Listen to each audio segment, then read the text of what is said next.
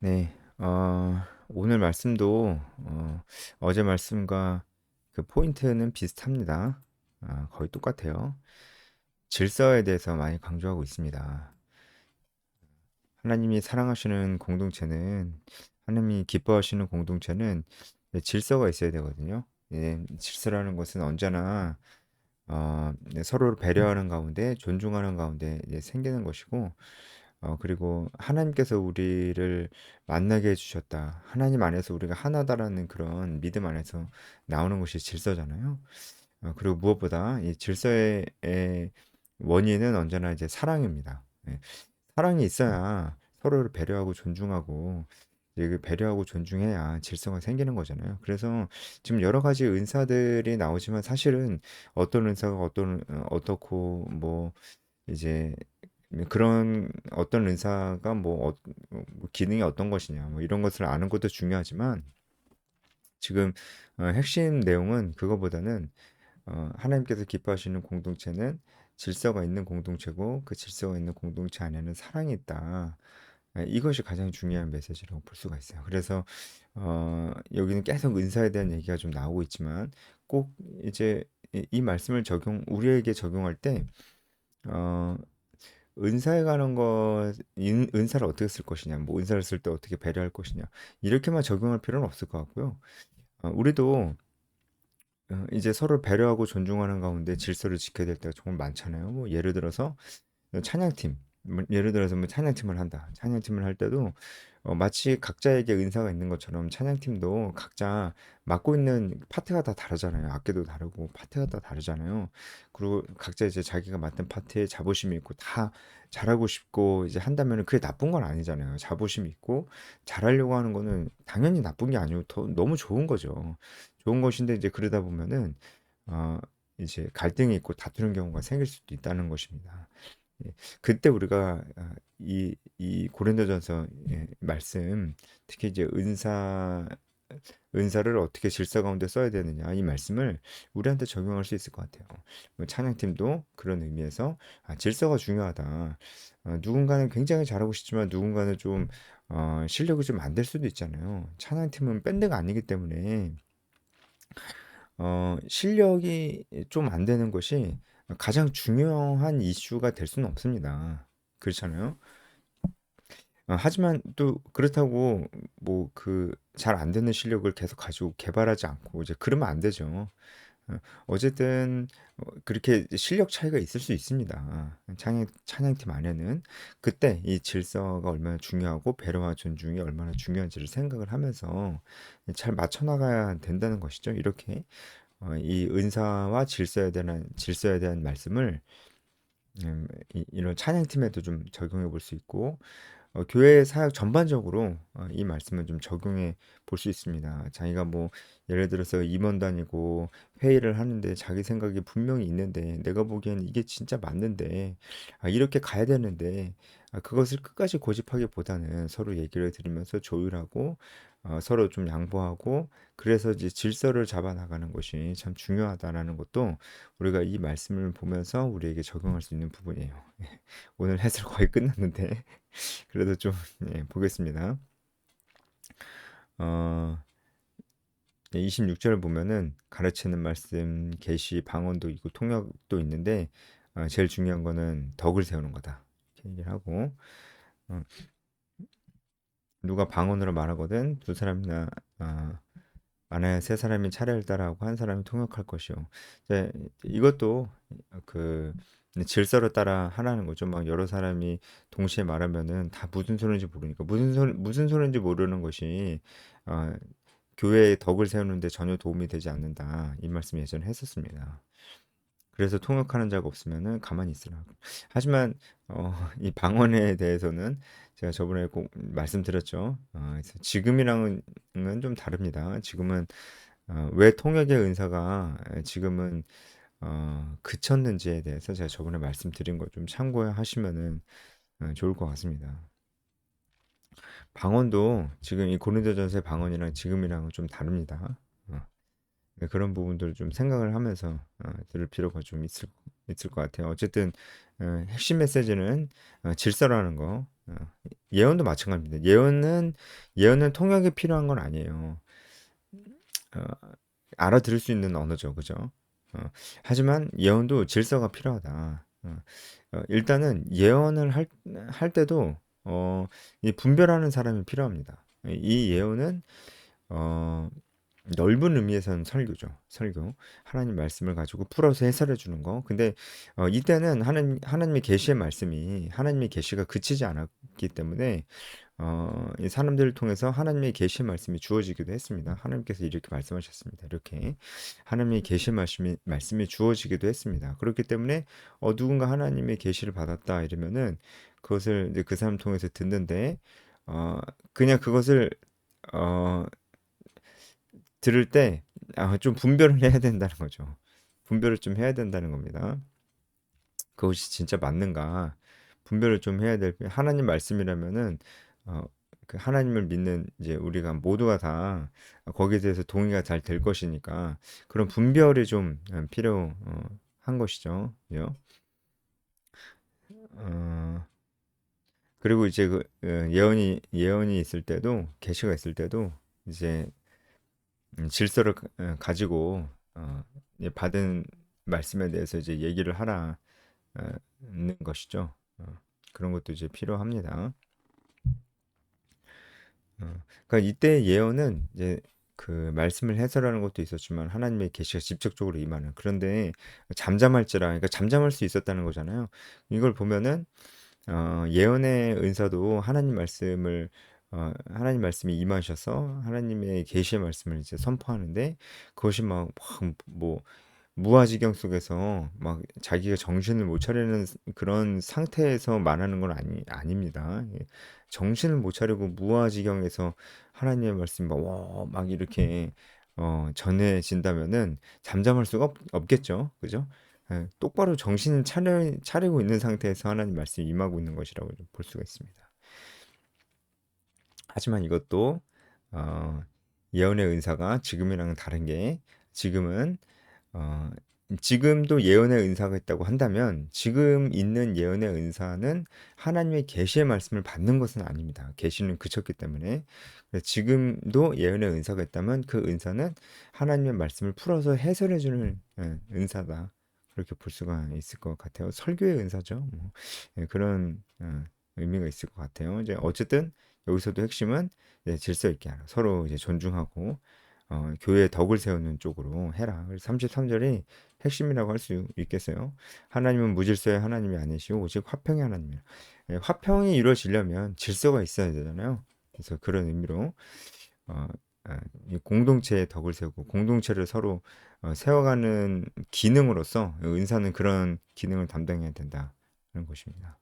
이 34절부터 조금 이제 이거 성차별 아니냐 이런 생각이 드는 말씀이 또 나오는데요. 저번에도 한번 그런 비슷한 말씀이 있어서 말씀을 드렸었는데 여기도 또 나옵니다. 이제 이게 이제 우리 자매님들이 보면 정말 싫어하는 말씀인데 그냥 보면은 잘 몰라서 싫어합니다. 근데 제가 좀 설명을 해드릴게요. 이거는 확실히 이 부분은 확실히 이 당시의 배경을 좀 알아야 됩니다.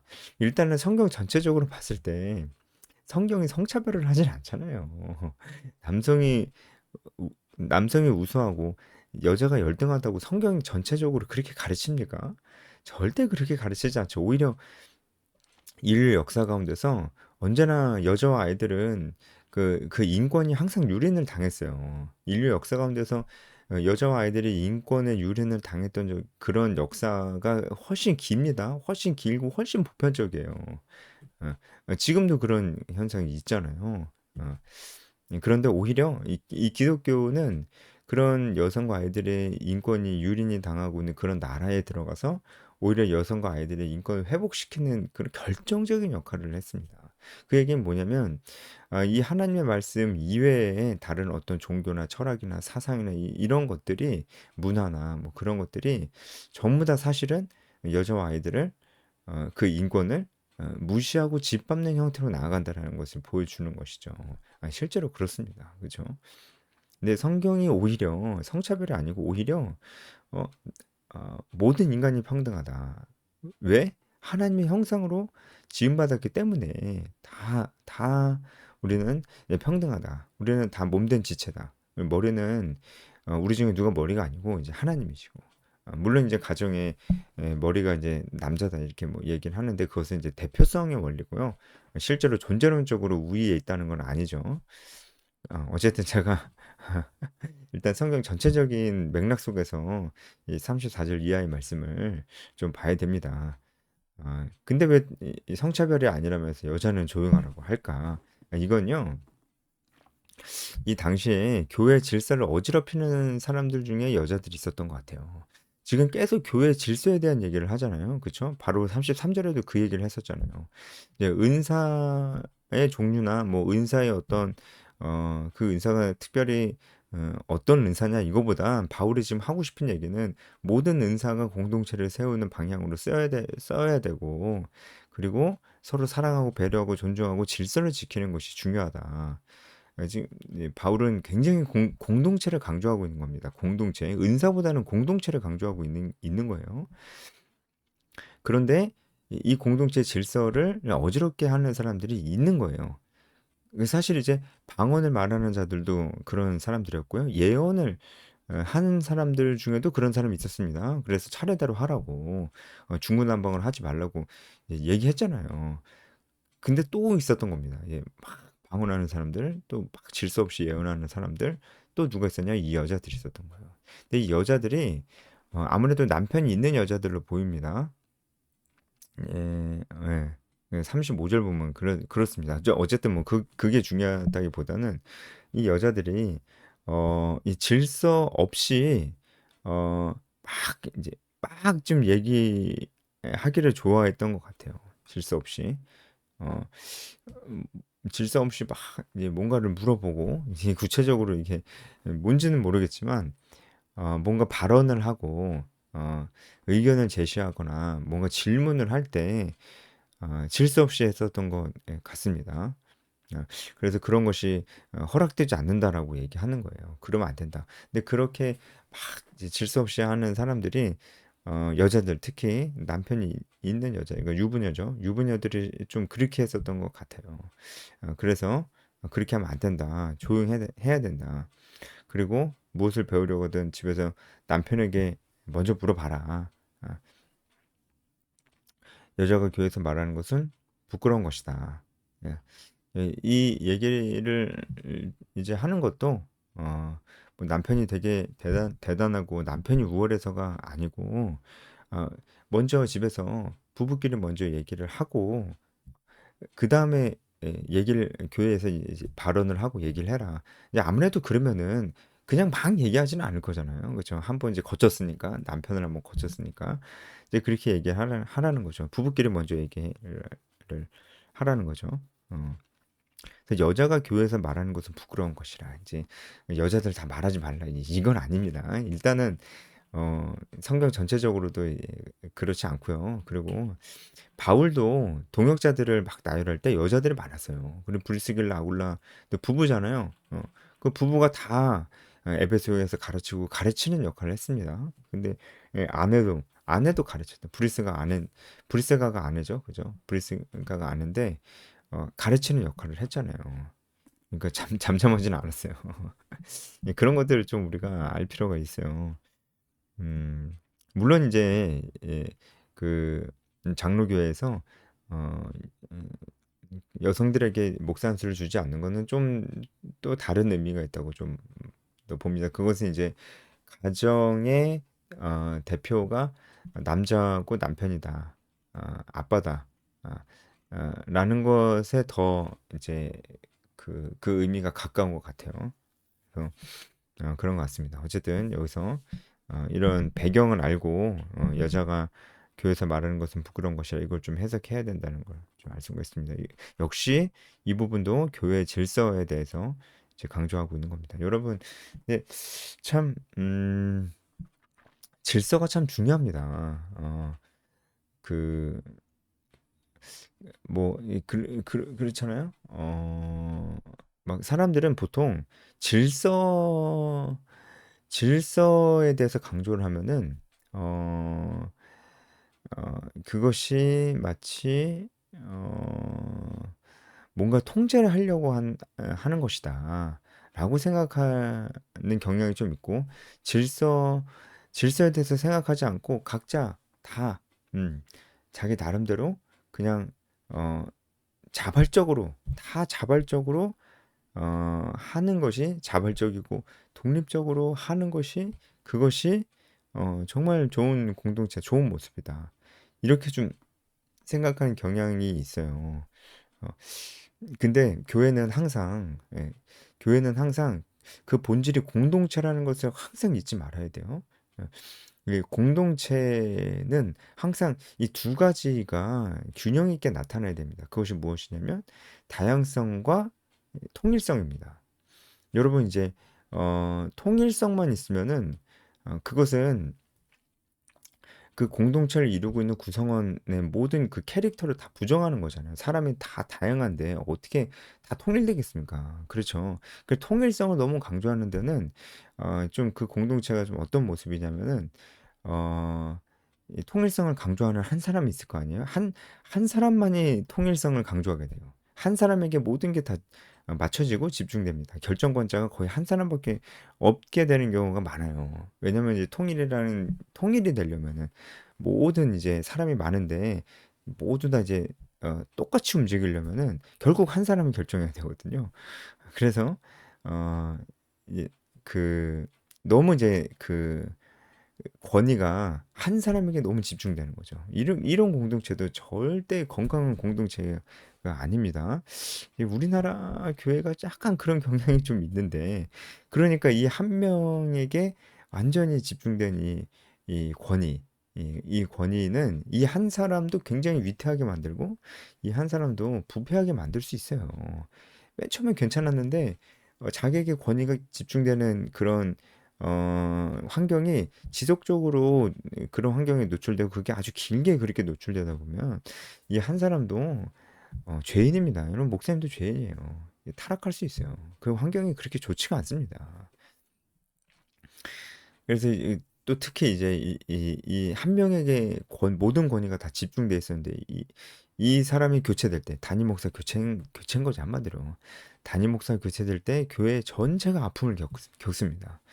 단임 목사 교체가 보통 일은 아니고 신중하게 해야 되지만 단임 목사 한 명 교체된다고 교회 전체가 막 그렇게 분열되고 아픔을 겪는 것이 뭐 당연한 것이라고 볼 수는 없어요. 물론 이제 아예 아무런 일도 일어나지 않는다. 그러지도 않겠지만 너무 많은 아픔을 겪잖아요, 우리나라는. 너무 혼란스럽고 분열되고 이건 정상이 아닙니다. 이제 너무 한 사람에게만 모든 교회의 권위가 집중되어 있어서 나타나는 현상이에요. 이제 교회가 하나의 집이라고 본다면은 그리고 이 한 사람이 그 기둥처럼 이 집을 기둥 하나만 받치고 있었던 거예요. 근데 이 기둥이 교체되니까 당연히 집이 위태위태 흔들리죠. 그럼 어떻게 됩니까? 건강한 공동체는 이 집이 딱 있는데 이 기둥이 많아야 돼요. 많아야 되는데 어떤 기둥은 중심에서 아주 중요한 부분에서 딱 받치고 있어야 되고 굵게 단단하게 받치고 있어야 돼요. 나머지는 이제 좀 다 기둥의 역할은 하지만 어떤 기둥은 이제 하중을 좀 덜 받는 곳에 이제 그게 부러지더라도 크게 영향을 받지 않는 그렇게 교회 안에는 리더가 많아야 됩니다. 그 리더가 많아야 된다 이렇게 얘기하면 이것은 통일성 플러스 다양성을 강조하게 되는 거거든요. 예, 사람 리더가 많아진다는 건 리더가 자기 뜻대로 주도적으로 무엇인가를 할 때 반드시 그 사람의 캐릭터가 나타나게 됐기 때문에 캐릭터는 다 다양하잖아요. 그렇기 때문에 다양성이 강조가 되는 겁니다. 이 다양성을 또 너무 강조한다 보면은 이 공동체가 와해가 돼요. 예. 이거는 뭐 무슨 말인지 알겠죠. 다양성을 너무 다 이제 다 우리 알아서 해야 된다. 통제하지 않는 게 그게 맞는 거다. 이렇게 다 자유롭게 해라. 이렇게 해버리면은 이게 공동체성이 현저하게 떨어집니다. 그냥 진짜 다 자기가 알아서 하는 거지. 어, 말을 듣질 않아요. 그죠? 그건 질서가 없는 거잖아요. 그렇죠? 근데 그런 것도 좋은 모습이 아닙니다. 그러니까 공동체는 다양성과 통일성 둘 다 있어야 됩니다. 그런 의미로 지금 얘기를 하고 있는 거고 이런 여러분들이 속한 공동체는 이 다양성과 통일성 두 가지가 다 균형이 있게 이루어지고 있습니까? 그런 걸 잘 생각을 해 봐야 됩니다. 지금 이 시대 분위기는 통일성보다는 다양성을 좀 더 중요하게 생각하는 분위기가 맞는 것 같아요. 다양성 당연히 중요하죠. 제가 지금까지 말씀드렸듯이 다양성 너무 중요한데 통일성이 없이는 그것이 공동체라 볼 수가 없습니다. 그래서 지금 현재 이제 한국교회 분위기는 점점 공동체성이 이제 좀 떨어지는 쪽으로 가잖아요. 그렇지 않습니까? 그러면 별로 안 좋습니다. 그래서 결국에는 영적 지도자가 이제 있어야 되고 그 영적 지도자를 중심으로 통일성을 갖추는 것도 중요하다라는 것도 우리가 한번 생각해 보면 좋을 것 같습니다. 여기까지 하겠습니다.